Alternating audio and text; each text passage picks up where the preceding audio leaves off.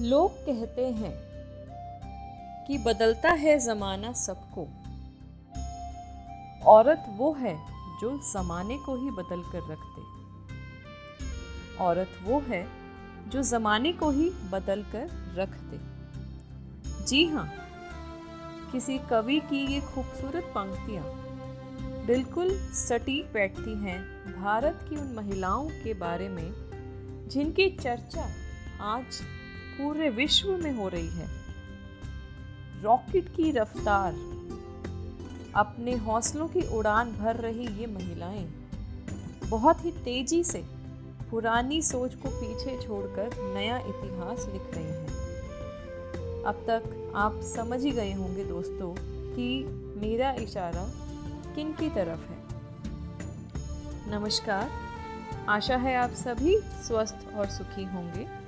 मेरा नाम है सोनल गोयल।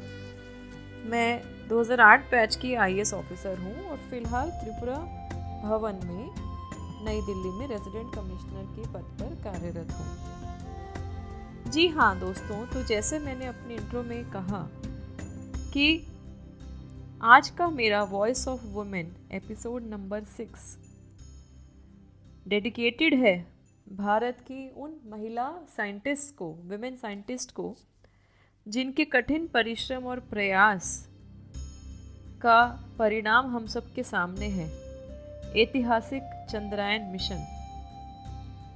और मैं उनके बारे में बात करना शुरू करूं उससे पहले पूरे देश को चंद्रयान 3 मिशन की हार्दिक शुभकामनाएं। जिस तरीके से हमारे देश ने स्पेस के अंदर अपनी एक नई जगह, नया मुकाम, नई ऊंचाइयां हासिल की हैं, उसके लिए हर भारतवासी, हर देशवासी को मेरी बहुत बहुत शुभकामनाएं।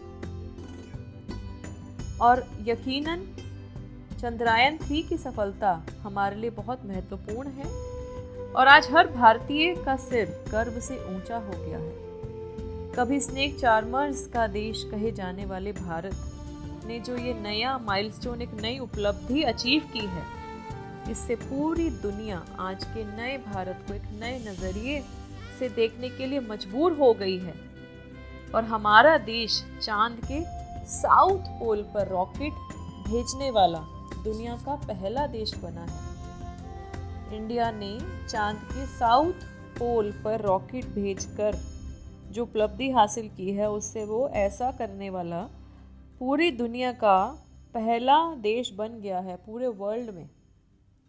तो दोस्तों, कई कारणों की वजह से ये मिशन हिस्टोरिकल है। ये मिशन चंद्रयान 3 ये गर्व और हमारी जो कठिन प्रयास और परिश्रम है और जो एडवांसमेंट है, इन सब का प्रतीक है। और ये भारत की स्पेस में बढ़ती हुई ताकत के साथ साथ देश में नारी शक्ति की उभरती हुई ताकत का भी एक जीता जागता उदाहरण है। इसरो की महिला वैज्ञानिकों के चांद की ओर बढ़ते कदमों ने नया इतिहास लिख दिया है। उनकी मेहनत, संघर्ष और योगदान ने हम सबको गर्व से भर दिया है। भारत का चांद की सतह पर पहुंचने का सपना हमारी विमेन साइंटिस्ट की टीम ने साकार कर दिखाया है।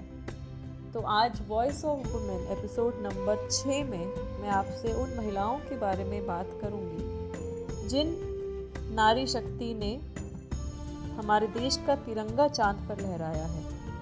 23 अगस्त 2023 को, 23 अगस्त 2023 को चंद्रयान 3 ने चांद पर सॉफ्ट लैंडिंग की और उसके बाद से इन महिला वैज्ञानिकों की चर्चा हर जगह हो रही है। और होगी भी क्यों ना, क्योंकि ये सीख उन लोगों के लिए है जो अपनी बेटियों को पढ़ने लिखने से रोकते हैं, उन्हें आगे बढ़ने से रोकते हैं।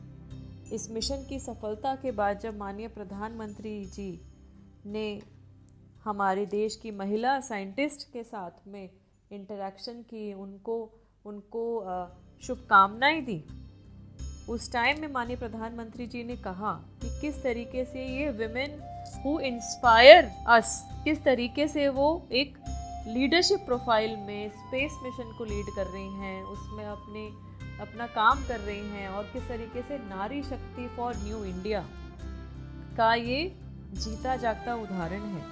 तो आइए दोस्तों विस्तार से जानते हैं चंद्रयान-3 की यात्रा को सफल बनाने वाली उन महिला साइंटिस्ट और इंजीनियर्स के बारे में जो अपनी काबिलियत के दम पर चांद तक का सफ़र तय कर पाई हैं। यहाँ ध्यान देने वाली बात और भी है कि हम ज़्यादातर वुमेन साइंटिस्ट हॉलीवुड में देखी हैं, हॉलीवुड मूवीज़ में देखी हैं और उनकी इमेज ही हमारे दिमाग में ज़रूर होगी। वो ज़्यादातर सूट, जीन्स इत्यादि में दिखती हैं, लेकिन हमारी देश की महिला अंतरिक्ष वैज्ञानिकों ने अपनी संस्कृति को अपने अंदर सजोए हुए असंभव को संभव बनाया है और पूरी दुनिया के सामने अपनी अलग भारतीय संस्कृति की छवि को प्रस्तुत किया है।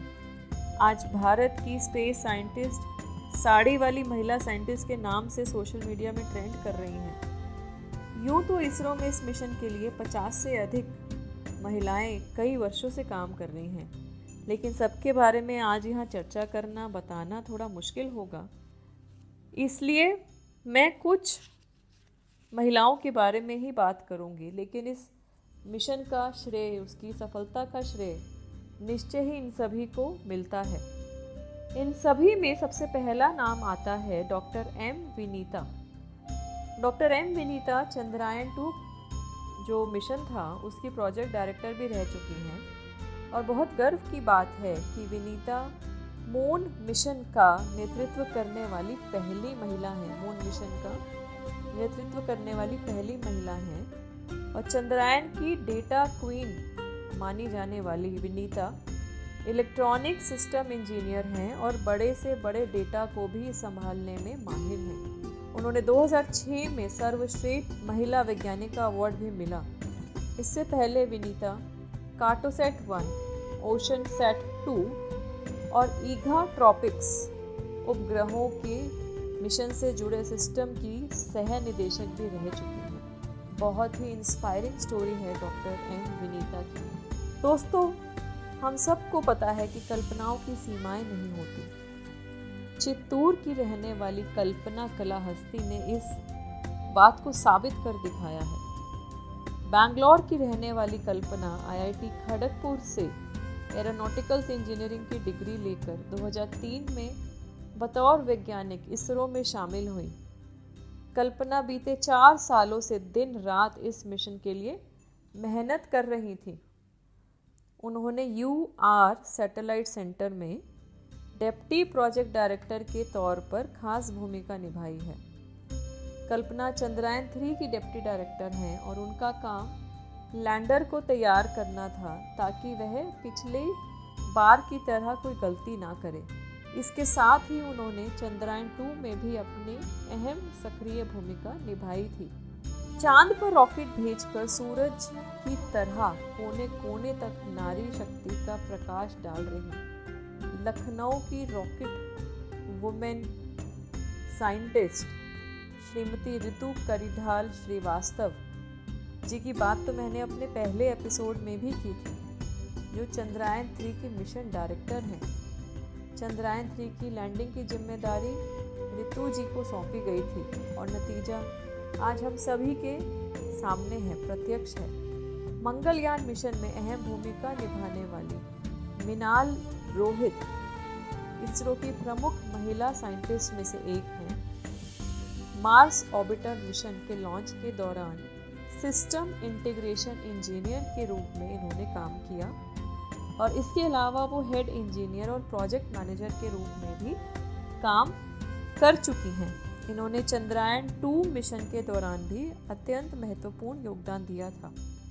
फिलहाल मिनल इसरो में डेप्टी प्रोजेक्ट डायरेक्टर के रूप में कार्यरत है। दोस्तों, लड़कियों को पढ़ाओगे तो वो तुम्हें चांद पर भी पहुंचा देंगी, ये बात हमने सुनी है और इसमें कोई दो राय नहीं है। मौमिता दत्ता एक ऐसा ही नाम है। कोलकाता विश्वविद्यालय से प्रायोगिक भौतिक विज्ञान में एमटेक मौमिता मंगलयान मिशन के लिए बतौर प्रोजेक्ट मैनेजर काम कर चुकी हैं और वर्तमान में वो पीएम मोदी के मेक इन इंडिया टीम का हिस्सा बनकर प्रकाश विज्ञान के क्षेत्र में देश की उन्नति हेतु टीम का प्रतिनिधित्व कर रही हैं, टीम को लीड कर रही हैं Moumita Dutta.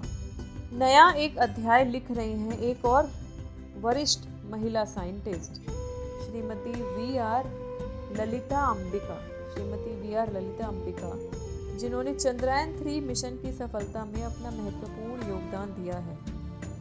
Lalita Ambika director of human space program की डायरेक्टर रह चुकी हैं और ललिता अंबिका ने 1988 में एक टीम का नेतृत्व किया था जिसने रॉकेट और मार्गदर्शक प्रणाली तैयार की थी। उन्होंने satellite launch vehicle, polar satellite, geosynchronous satellite launch vehicle और रीयूजेबल लॉन्च व्हीकल सहित इसरो के विभिन्न रॉकेट्स के साथ भी काम किया है। कितनी महत्वपूर्ण योगदान दे चुकी हैं श्रीमती ललिता अंबिका जी, जिन्होंने 1988 में एक विशेष टीम का नेतृत्व किया था जिसने रॉकेट और मार्गदर्शक प्रणाली तैयार की है। चांद पर संकल्प के सूरज उगाती महिला वैज्ञानिकों की ये कहानी हमारे गौरव का प्रतीक बन गई है। आज भारत की महिलाएं पूरी दुनिया सहित चांद पर अपना परचम लहरा रही हैं। दोस्तों, मेरी और आप सबकी यही जिम्मेदारी है कि हम ऐसी प्रेरणादायक महिलाओं की कहानियों को हमेशा याद रखें और ज़्यादा से ज़्यादा लोगों तक पहुंचाएं। इन्हें खूब शेयर करें ताकि हर व्यक्ति इनसे प्रेरणा लेकर अपने घर में बच्चियों को सपोर्ट करे और उन्हें आगे बढ़ाए, उनके उड़ान को नए पंख दे। आज के इस वॉइस ऑफ वुमेन एपिसोड में हमने देखा किस तरीके से अनेक वुमेन साइंटिस्ट हमारे स्पेस प्रोग्राम में अपना योगदान दे रही हैं, किस तरीके से मिशन चंद्रयान-3 में इतनी अहम भूमिका उन सब ने निभाई है। और कुछ स्टोरीज़ मैं यहाँ पे कवर कर पाई। Doctor M Vinita, Shrimati Kalpana Kalahasti, Shrimati Ritu Karidhal ji, Shrimati Mrinal Rohit, Shrimati Moumita Dutta ji, doctor V R Lalitha Ambika ji, किस तरीके से इन्होंने और इन जैसी अनेक महिला वैज्ञानिकों ने इस बात को प्रूव किया कि लड़कियों को पढ़ाओगे तभी लड़कियां आगे बढ़ेंगी, और जब लड़कियां आगे बढ़ेंगी तो सिर्फ उस परिवार का ही नहीं, पूरे समाज का और पूरे देश का नाम रोशन करेंगी। अंत में दोस्तों, पद्मश्री गोपाल दास नीरज जी की एक कविता, उसकी कुछ पंक्तियां मैं आपके साथ शेयर करना चाहूँगी कि चांद को छू के चले आए हैं विज्ञान के पंख, चांद को छू के चले आए हैं विज्ञान के पंख। देखना ये है कि इंसान कहाँ तक पहुँचे, देखना ये है कि इंसान कहाँ तक पहुँचे। एक इस आस पे अब तक है मेरी बंद जुबां, एक इस आस पे अब तक है बंद मेरी जुबां। कल को शायद मेरी आवाज़ वहाँ तक पहुँचे, कल को शायद मेरी आवाज़ वहाँ तक पहुँचे। हम सब अपनी बेटियों की आवाज़ को उठाएं, उनको सपोर्ट करें, उनको नर्चर करें और उनको अपने सपने सच करने का अधिकार दें और उनको हम सपोर्ट करें, उनको इंस्पायर करें। इन्हीं शब्दों के साथ आप सबसे आज voice of women episode number 6 में मैंने ये जो स्टोरी साझा की, आपको अच्छी लगी हो तो ज़रूर अपने आसपास, अपने फ्रेंड सर्कल, अपने लोगों के साथ शेयर कीजिए और हम इसी तरीके की पॉजिटिव स्टोरीज़ आप सबके बीच लाते रहेंगे। आप सबका बहुत पॉजिटिव सपोर्ट मिल रहा है, उसके लिए आप सबका हृदय से आभार, अभिनंदन। आप सब खुश रहें, स्वस्थ रहें। जय हिंद, जय भारत।